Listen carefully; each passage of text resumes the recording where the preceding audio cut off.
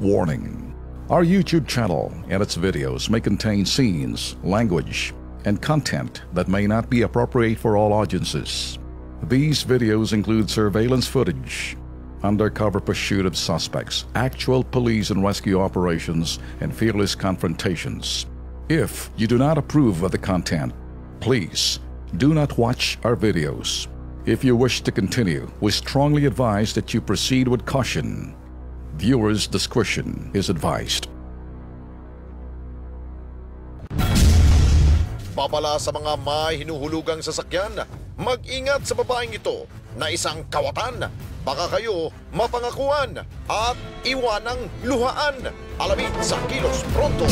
Okay, diretso ho tayo mga ka-KP, mga boss. Pakinggan niyo ho ito, no? Etong modus na to, posible yung hahaluan ho nila, mamomodify. Kaya lang, ang tawag ho dito, assume balance modus.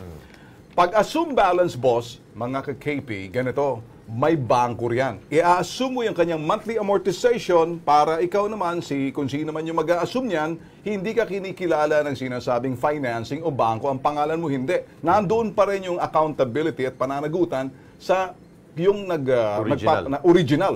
Kaya napakahirap ho to. Huwag niyo hong patulan yung mga assume balance, lalo na pag hindi ho gino ng bangko.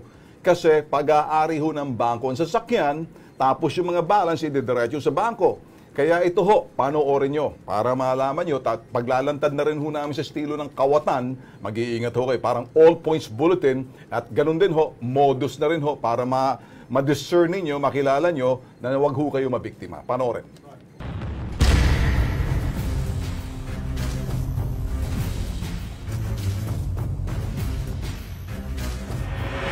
Bagsak presyong down payment, mababang monthly amortization, at mabilisang transaksyon. Yan ang bentahe ngayon ng mga ahente ng sasakyan. Ang siste, marami ang naengganyong kumuha ng brand new car. Pero kapag hindi na kayang bayaran buwan-buwan, dito na magsusulputan ang mga oportunisang kawatan. Si Manuel Franco Jr., 39 anyos, tubong Imos, Cavite, nagdesisyong ipasalo ang kanyang kotse nang hindi na niya ito kaya panghulugan. Dito na umeksena si Ruthie Rose Guevara. Tiyempong, naghahanap daw si Rose ng kotseng sasaluhin para maging service ng kanyang anak.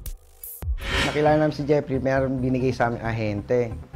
Anong bibili nga, yun Rose Polanco, unang gabi yon. Unang gabi, pumunta sa amin. Gusto nila kagad kunin yung sasakyan. Na magkasundo sa presyuhan, agad ibinigay ni Manuel ang kanyang kotse kapalit na 80,000 piso bilang down payment.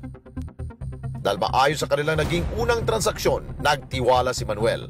Pero hindi niya inakala na sa mga susunod na bayaran, tatakbuhan na siya ng kawatan. At ang mga checking in-issue sa kanya para sa monthly amortization, tumalbog. Naalarma na kami. Ngayon, ano namin yung mga ID, yung mga cheque, pinuntahan pa namin yung bangko niya sa may Molino. Wala na pala, sarado na pala yon. Ang biktima ni Ruthie Rose hindi lang pala isa. Lumutang si Lani, hindi niya tunay na pangalan, isang guro sa Sampaloc, Maynila. Kumagat din sa pain ni Ruthie Rose na sasaluhin din ang monthly amortization ng kanyang kotse kapalit ng 60,000 pisong down payment. So parang ang datingan niya, nagmamadali talaga siya. So nung nagkaabutan na, nagpipirma na ako sa Toyota kasi i-release yung sasakyan. Andito si Ruth, andito si Fe. Kaya kitang-kita ko po sila. Nakausap ko pa, in-interview ko pa si Ruth, sabi ko, tapos tinignan ko yung IDs niya. Sabi ko, bakit ganito ID mo? Parang peke. Sabi niya, hindi, kasi matagal na yun, hindi pa ako nire-release ng bago. Sabi ko, anong trabaho mo? Sabi niya, sa may construction. Kami yung nagpapautang sa mga building na nagagawa. Tapos, ang asawa niya daw po nasa Dubai. Ang anak niya, call center. Yung anak niya ang gagamit ng sasakyan ko. Pero gaya na nangyari kay Manuel, si Lani, tinakbuhan din ni Ruthie Rose. Tangay ang kanyang sasakyan. Gusto ko saktan. Physically. Gusto ko silang saktan. Siyempre, tao lang ako, nagagalit din ako. Gusto ko yung maghihirap sila. Gusto ko lang madampot sila. Agad nagmanman ang Kilos Pronto. Sa barangay Anabo 2, Golden City, Imos, Cavite, Pinuntahan ng KP team ang bahay ni Rudy Rose Guevara pero wala na siya rito at iba na raw ang nakatira. Sir, meron kayong kilalang Rudy Rose dito? Oo. Yung dating nakatira? Kwento pa na lalaki na aming nakausap, marami na raw ang naghahanap kay Rudy Rose dito. So itong Rudy Rose, ito ba yan? Mukha niya? Oo, kilala niyo? Oo, inabutan niya. Yan. Kasi yung mga nagpe-present dito ng mga subpoena, tsaka yung mga ID niya, yan yung Subpoena? dami. Madami. Kung malupit, kasi may mga nagpupunta rin eh. Yung tinakbuhan na nagbenta ng Montero, Dios, tsaka Crosswind, tatlo. Ang ginagawa niya, i-assume balance niya kunyari, ibebenta niya yung sasakyan. Sa barangay hall ng Anabo 2, Imos, Cavite, nalantad na marami ng reklamo laban kay Rudy Rose. Puro istapa case ang karamihan, tsaka yung panloloko. Pero ginagamit niya pa rin tong address na to, yung tinira niya rito, para makapanloko ng tao. Sa patuloy na pag-imbestiga ng KP team sa pagkatao ni Rudy Rose Guevara, hindi lang pala pagtangay ng kotse ang kanyang racket. Nagbebenta rin pala siya at nagsasanla ng mga peking titulo ng lupa.